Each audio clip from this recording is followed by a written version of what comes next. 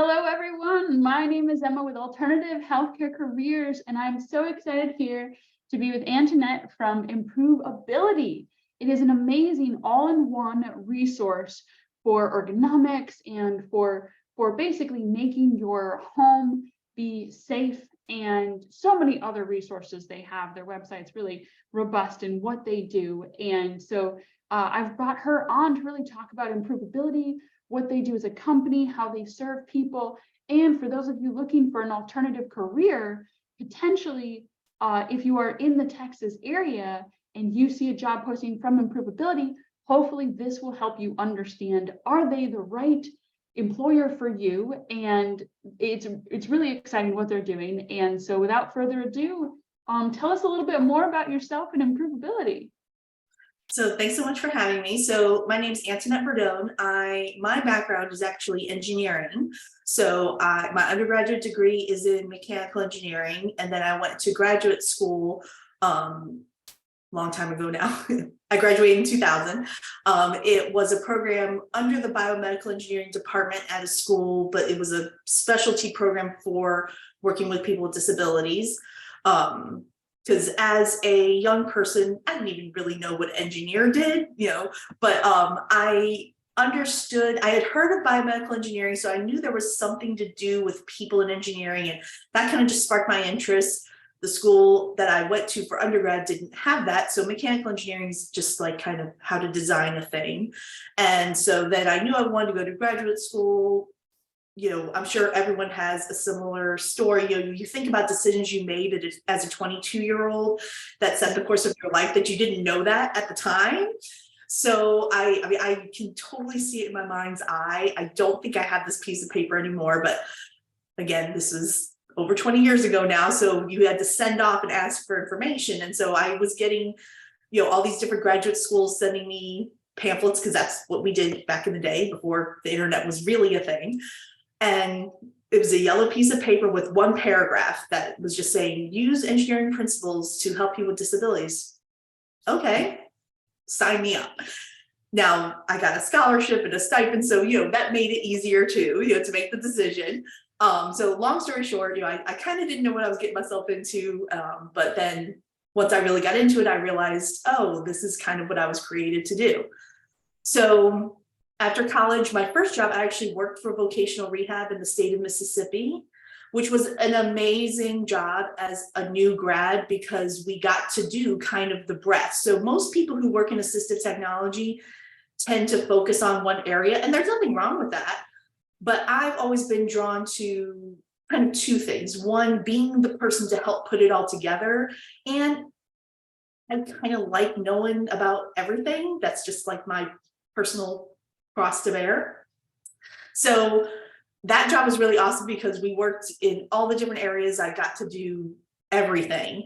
And then after I worked there for 5 years, then I worked for the ALS Association in New York City. And so that was a whole different ball of wax, and learned all kinds of new stuff there. And then I say 4 years is my limit in New York City. Just the lifestyle is, I think even if you're born there, it just wears on you. So yeah, I stayed at 5.5 because I like my job so much. And then long story short, I moved to Texas. I had a plan that I thought was totally going to work. On paper, it looked perfect, but God obviously had other plans. So I'm an engineer. I am not an accountant. I didn't know anything about starting a business, but after it was such a stressful time in my life. So I don't even know the exact timeline, but within the first 6 months, I realized the plan I had wasn't going to work. I was living off my savings, so I had to figure something out. And I had made some connections with the vocational rehab agency in Texas. And in Texas, they do contract that work out. So I knew that was a possibility, and I was getting some work. So, okay, I guess I'm going to have to start a business, because this is how I'm going to do the work I want to do. And being an engineer, kind of like, you're helping people in the medical world kind of work outside of the medical model. I don't have that option because I'm not a therapist. So my whole career, I've been having to find square peg round hole ways of doing this kind of thing. So in So when I moved to Texas, basically started my own business. It was just me for 5-6 years.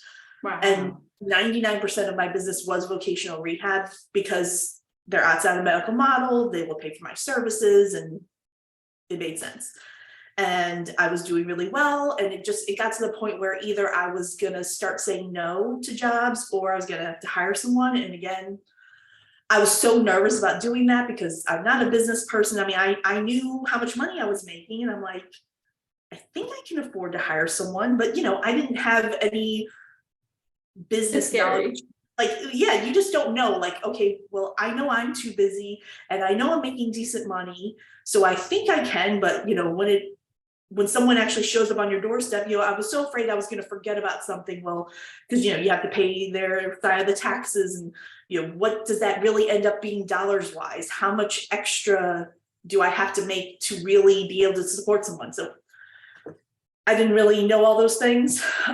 So it's funny. It's kind of a joke. The first person I hired, I did have someone helping on with administrative stuff, but that was because that was contract. So it was, I could just not give her hours if I didn't have the money. Yeah. Hiring someone is a totally different thing. So it's kind of a joke. So when I hired Matthew, was my first hire. And I said, I'll guarantee you 20 hours a week. That's all I can promise you. Well, I think the first week he probably only worked 20 hours because I made him not work more than that. And then after that, I think he's worked more than 40 hours since then. Oh, well, that's a good thing. So fast forward to today, we are currently 9 people. Everyone's in Austin except for we have a Houston rep, Edwina, and then we also have someone, she's based out of Mississippi and she works on the Gulf Coast.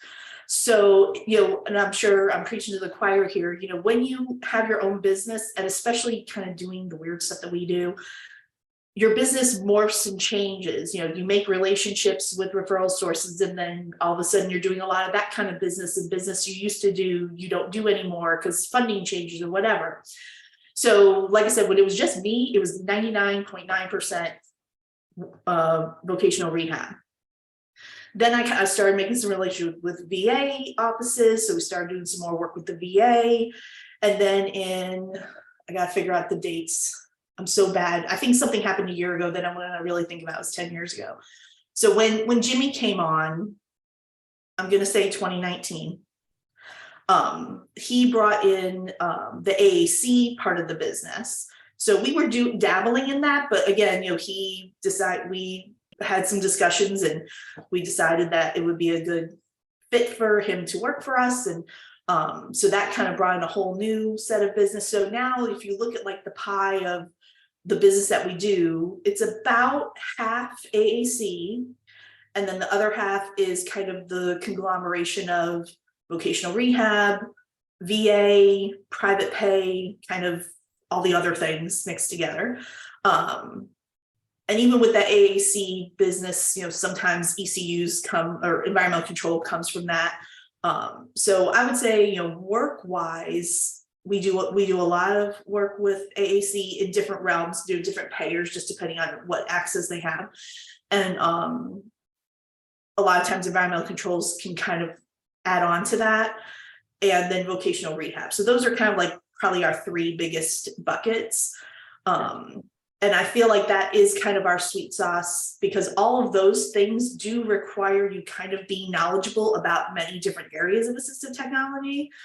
Because like with vocational rehab, we'll get requests for people with learning disabilities, people with physical disabilities. We just got a request for someone who needs a specific kind of lift because she's going to school. And so that's more kind of OT-PT kind of thing. So we we get to wear all these different hats and like I said, that's always been my interest, is putting it all together, because you can have someone can supply something and they're like, well, I'm the wheelchair person, so I don't do mounts. And then the AAC person can say, well, I'm not a wheelchair person, so I don't do the mount. So the mount ends up being this part that sometimes literally gets put in the corner and never gets dealt with.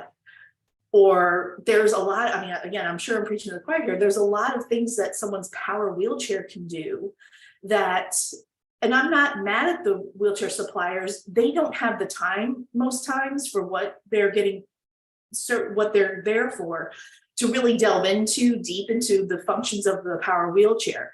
So sometimes that's another part that we're doing, is we're saying, well, let's take advantage of the stuff you already have and not add another thing, not add another piece and part. And now you have 100 things hanging off your chair. So again, that's another part that we end up doing. And that kind of goes, it kind of dovetails nicely with AAC and ECUs, those kind of things all come together, where if we're involved, we can really try to help streamline that as best as possible, so that they're really taking advantage of all the things they have and having an efficient system that works well, instead of having to change between a lot of things. Awesome. And that was really helpful, because that illuminated also a little bit of the day in the life, which was going to be my next question, is sort of describe what improvability does, and what would be a day in the life of someone that's doing assistive technology under improvability. And so you've really explained a lot. It's, it's a lot of education, home modifications, as well as looking at the assistive devices and how can we streamline that? How can we, because you're exactly right. I deal with a lot of wheelchairs and they've so many bells and whistles. You don't always need all that. You don't always want all that. Or there's the education component, because basically they drop off the chair. They give you 20 minutes of education and then you're off on your own. But someone with a learning disability, and even someone who's just elderly, who's not as familiar with technology, and now they're getting smarter and smarter, like the Lucy from Permobil. It's like this technology, I need classes on it. So if I need classes on it, of course, your patient or your client is going to be too. So that's really helpful. Any other day in the life things that you want to talk about or illuminate for people listening? So, we call ourselves consultants. I mean, my business model is, we get paid for our time and for the equipment. And some of that depends on the payer. So like in general, for AAC, we're getting paid for the equipment and our service comes with that. With TWC, we get paid for our time to do the evaluation, excuse me, and then also for the equipment and for the training, because they're not required to use us, so we're providing the service of, here's the things that will help with the situation. They could take that report and do whatever they want with it, but they have the option to use us for the equipment and services. So again, each payer is a little bit different, but so in general, we're going to people's homes and environments and figuring out what their needs are. And then kind of the other side of it is doing the actual installation and training. Awesome. Now, what about, say, we have a lot of therapists and assistants listening right now who are not ATPs, assistive technology professionals. Do they need to be that in order to work for and work with improvability, or how does that work? I mean, as a company, we value the ATP very highly, because we feel like that shows the public that you are part of the technology industry, and that it's showing that you have a level of professionalism and ethics involved in providing assistive technology. So as a company, anyone who is client facing, we do, I'm saying require, it's part of, if you work for us, we want you to have the ATP if you're client facing. So different staff people have different backgrounds. So with the ATP, it could take, if someone doesn't have a rehab science degree, it can take a long time for them to get the work experience. So for some people, it takes a little bit longer, and they also have to have certain CEUs and stuff. But for an occupational therapist, the requirements are actually not hard. So that part's not that big of a deal. But so the short answer is, I'm trying to think, we do have one payer. I'm trying to think, I think vocational rehab, I think if you're an occupational therapist, you do not have to have your ATP.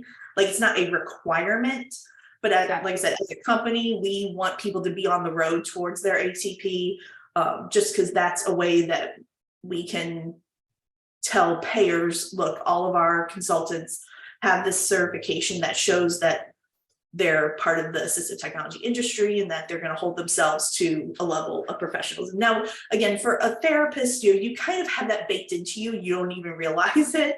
Yeah. But I think it's nice to have that candy coating of the ATP, when you're making my way of saying is anyone who makes assistive technology recommendations really should have the ATP. Again, it just shows, because I know I've run into situations where someone who they may not even be making the recommendations, but they're installing this equipment, and without having that background and understanding, that's where we get the 20 things hanging all over, or a microphone in front of someone who cannot speak, but part of our system includes a microphone, so we're just going to put a microphone in front of that person. And it's that kind of stuff that having that ATP kind of sets you apart. Well, I mean, you're exactly right. Even though, and for those of you interested, ATP, if you are a occupational therapy assistant, occupational therapist, PT, PTA, speech therapist, etc., you already have, and you've worked like about a year, you already have met the qualifications, and all you have to do then is take the test, because I've actually looked into it personally. I just keep running out of time to take the test. And so you already meet the qualifications. Obviously, everyone, I don't know your exact situation, so please look on the website, but I can tell you that our education meets that requirement, and then there's just basically sort of a clinical practice requirement. And so after a year, you're set. And I think it's good to mention, I think people think that the work experience has to be working for an assistive technology company, but it's not. Especially in OT, I can't think of a situation where at least half of your day is doing assistive technology. You may not be doing computer access or this or that, but you're showing someone how to put on their pants. You're helping someone, with a hand splinter, feeding, anything that is assistive, adaptive technology. And it doesn't even have to be a thing, because assistive technology is a device or strategy. So teaching people how to do transfers, all of that is included, is what you can use as your work experience. So you don't have to work directly with assistive technology, adaptive computers and stuff like that. It doesn't have to be that. Thank you for that clarification. Exactly. That's why we already, after about a year, meet those requirements, because we're all usually dealing with wheelchairs, walkers, different equipment, commodes, feeding, splinting, etc. And so you've met that. And so then you just have to take the test. And it's really affordable. I believe it's about $500, I think, to take the test. And it changes each year and things like that. And there's study guides you can get. MedBridge has like a certification prep program as well, that you can go and take, and that'll help you prepare for the ATP. So I highly recommend it. And I agree with Antoinette here that although our degree really prepares us for this role, and we could probably do this, I'm going to say pretty good, we want to ultimately, as soon as possible, have that ATP, because I've reviewed the test booklet and there's unique knowledge that ATPs have that we don't have. There's nuances to recommendations that are important, and rules and regulations that are important. And so it's really important to take that, not just for business to be able to say, sorry, my cat here, to be able to say that we are ATP certified, but also, just to have that appropriate recommendations to do what's best for our patients. So I strongly recommend and that. really, I think people, obviously it's always scary, taking a test. But like you said, there are resources. If you go on Resna's website, they have resources that can help you prepare. But yeah, for sure, out of school, you're kind of already in that school mindset. So just stick in there for a little bit longer to get the letters after your name, because the test it's not, has been this misconception in the industry that ATP equals expert. That is, the ATP is just saying that you understand the process for matching people with disabilities with technology. And that can be in any arena. So again, OTs, I think it's a very straight line. Now, if you have someone who's like a PT or working in speech, you could be in a situation where maybe you haven't been exposed to some of the terminology and stuff like that. So you might have to do a little bit more prep. It's funny, I was actually on the RESNA Professional Standards Board for a number of years. Oh. And when we would get complaints, PTs will say it's all OT related. OTs will say it's all speech related. Speech will say it's all PT related. So on some level, I feel like that means we're doing a good job, because it's really not meant to be an OT test or a speech test or a PT test. It's applying those principles. Now the scenarios might be focused on an AAC device, but the principles are the same. So I would say, especially for OT, again, you don't realize, like, once you come out of OT school, you've kind of been molded to think a way. And that way is very much in the vein of assistive technology. So I would not be scared, prep as you wish, as you feel like you need to. But I think especially OTs kind of have a leg up, and they're kind of prepped and ready to go for the ATP. I agree. Now what if someone hasn't taken that yet, but they're, they've watched our video and they're like, I'm going to take it, I'm willing to take it, but, they see a job opportunity, you posted something, could they apply if they don't have their ATP, but they're willing to take it, as soon as they get hired with you? Yeah, I mean, like I said, mentally thinking through, as far as I'm aware, none of our payers, if someone's an occupational therapist, there would not be a requirement. Because the only area that I'm aware that there's a requirement is in the seating mobility world. If you're an OT doing the if you worked for a wheelchair supplier, you are required to have an ATP, and you're not required to be a therapist. So this could be any kind of professional who's providing the wheelchair. So as far as I'm aware, now there may be some I know there have been some state Medicaids that have started requiring the ATP, which is a good thing. But for all the payers we work with, I might be wrong, but I'm just mentally thinking it's like the one that does have a requirement. It's like OT, professional engineer, I think it's a physical therapist, or ATP. So that allows someone who maybe doesn't have the therapy background, but if they get their ATP, they are acknowledging that, okay, we understand that you are qualified to do these evaluations. Awesome. Perfect.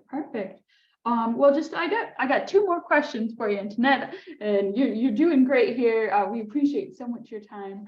What makes improvability special? Like what sort of environment do you foster with those who are interested in maybe working with you, and why should they choose you?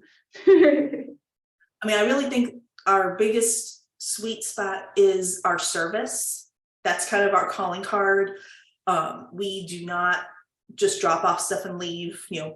Now again, it depends on the payer, but because some payers we're charging for our time. So if we've charged for so many hours, we may have to go back to the payer to get more hours. But when we meet a client, that's the beginning of our relationship, and we want to be a resource for them. So the stuff that we're installing can be rather complicated. So I mean, I can think of even just in the last week, getting calls from clients who've even installed equipment years ago, and they run into an issue or they have a question. We're not going to say, oh no, sorry, you need to pay me $80 for me to be on the phone for you for 2 minutes. So a lot of times we're that resource, so that we have fostered that culture of we want to be an ongoing resource for our clients. And then also, I think, putting all the pieces together. So being a place where people can be that one-stop shop. So instead of having to say, oh, well, that's this company, this company did this company did that, trying to be an all-in-one solution to really give them that full umbrella of coverage.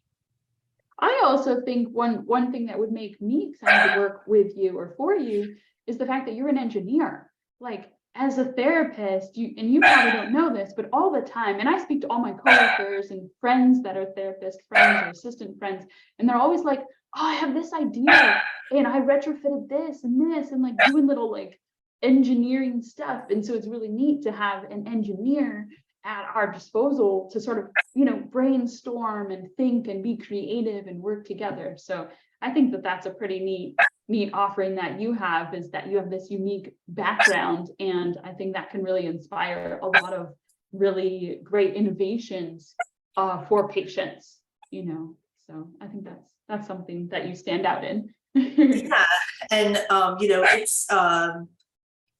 it's an interesting time that we're in at the moment, because there's been, I feel like, this groundswell. It's been going on for a number of years, but I think there's this groundswell of even people outside of assistive technology that are finding assistive technology. So like people who are computer programmers and makers of other things that find assistive technology, and it's a really easy sell for them because it's a very warm, fuzzy, you're actually helping a human, versus just making a light blink red and green.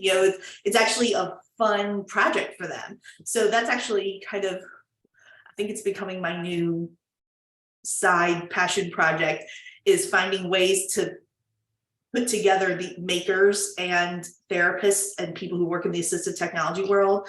And it's a topic that has been coming up in different conversations. So that's kind of a new interest of mine, is finding ways to do that in a way that we can actually get a useful product to a person. Yeah. Because there's people out there making stuff and they may have helped their nephew to do this one thing, and that's awesome. I'm not saying that there's anything wrong with that. But if someone else sees that, there really isn't a good professional way to translate that to someone else. So it's great that the cost has come down to manufacture things, but we have to find a professional path. Yeah. Which, it just like what you do, you're finding alternate paths for careers. When you make something, there's all kinds of things that come with that, liability and legal stuff that we can't ignore. We have to pay attention to those things. No, that's super neat. Exactly. There's so much. And so I think I'm glad that you're working with that, because with your engineer background and then the therapists and the other people you employ and all the technology, there's really so many innovations out there. And so bringing them to the forefront to more people is so rewarding. And so, keep at that. And I love that that's your little side. In my spare time, but I have so that's much awesome. of. I know, but in that non-existent spare time. Awesome. Well, Yeah. Is there anything else you want to add about yourself, about improvability, about assistive technology, before we wrap up things here? I think we've covered it pretty well. I think just maybe to broaden people's idea of what assistive technology is. I think they always think either home modifications or just computer access, but it's really any device or strategy that bridges the gap between the person's ability and the task they're wanting to accomplish. So this cap to my water bottle could be assistive technology because it stops the bottle from spilling over. I mean, that's a silly example, but in my mind, my brain is broken. I guess my job as the owner of Improvability is to break everybody else's brain so that they see everything as assistive technology. And it's funny, as we've had new people come onto the business. I've seen that happen, where now, like, I'll have employees, text me something that they see on a late night commercial. Hey, I could use this for Joe Smith. And it was not even marketed as assistive technology. So I feel like that's my job, is break your brain so that everything is assistive technology. There you go. I love it. And it's so true. Shark Tank, all the time I'm like on Shark Tank going, oh yeah, oh, that, or oh that. Exactly. And totally. the sky's the limit. Well, I'm so excited for you and for Improvability. I'm excited to hear that you guys are growing and scaling and that you're doing so well as a small business. We love to support small businesses and really owners like yourself that are creative and passionate about quality patient care. And hopefully everyone listening has been inspired to look more into assistive technology and all the different avenues, such as like vocational rehab, that you can use for that, and inspired you to take the leap. And if you are in the Texas area, check out Improvability. And if you're a clinician, and you don't do assistive technology, please refer to Improvability. Or if you're looking for employment, check them out, and they'll sometimes have job openings. So we're really excited to support. And thank you so much, Antoinette, and thank you so much, everyone, for listening. Have a good day. Thank you.